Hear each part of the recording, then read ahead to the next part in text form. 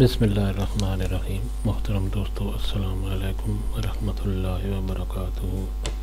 میرے دوستو، اللہ تعالیٰ سے امید ہے آپ ٹھیک ٹھاک ہوں گے، خیریت سے ہوں گے اور ہنسی خوشی زندگی گزار رہے ہوں گے۔ میری دعا ہے اللہ تعالیٰ آپ کو ہمیشہ خوش و خرم رکھے اور صحت کاملہ نصیب فرمائے۔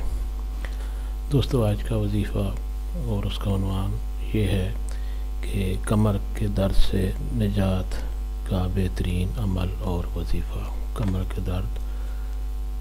کے درد کا علاج ہے یہ وظیفہ، اس کے لیے سکون حاصل ہوتا ہے کمر کے درد سے اور نجات ملتی ہے۔ دوستو، آج کا وظیفہ اور طریقہ جاننے سے پہلے آپ یہ چینل سبسکرائب کر لیں تاکہ آئندہ بھی آپ کو ایسے آسان اور فائدہ مند وظائف ملتے رہیں۔ دوستو، آج کا وظیفہ اور طریقہ۔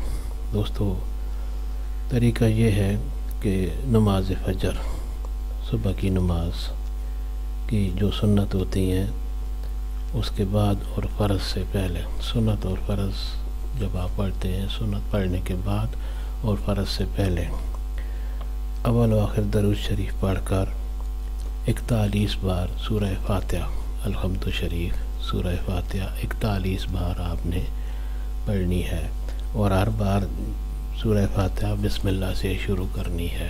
41 بار پڑھنی ہے اور بسم اللہ الرحمن الرحیم سے شروع کرنی ہے۔ اول و آخر درود شریف پڑھنا ہے، کوئی بھی درود شریف۔